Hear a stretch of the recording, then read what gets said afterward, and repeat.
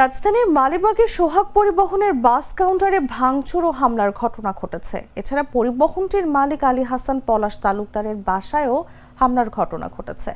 সন্ত্রাসীদের ধারালো অস্ত্রের কোপে আলী হাসান পলাশ তালুকদার ও তার ব্যক্তিগত গাড়ি চালক মামুন গুরুতর আহত হয়েছেন। বুধবার রাত 11:30টার দিকে ঘটনা ঘটে। এতে কাউন্টারের বেশ কয়েকজন কর্মচারী আহত হয়েছেন বলে দাবি কর্তৃপক্ষের। প্রত্যক্ষদর্শীরা জানান, মালিবাগ সোহাগ পরিবহনের কাউন্টারের সামনে দাঁড়িয়ে সিগারেট খাচ্ছিলেন দুই যুবক। এ সময় কাউন্টার কর্তৃপক্ষ তাদের দূরে গিয়ে ধূমপান করতে বললে উভয় পক্ষের মধ্যে বাকবিতণ্ডা শুরু হয়।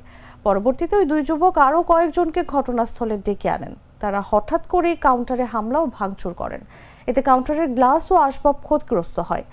সোহাগ পরিবহন কাউন্টারের দায়িত্বপ্রাপ্ত কর্মকর্তারা জানান, এই ঘটনায় তাদের অন্তত কয়েকজন কর্মচারী আহত হয়েছেন। তাদের মধ্যে একজনকে ছুরিকাঘাত করা হয়েছে।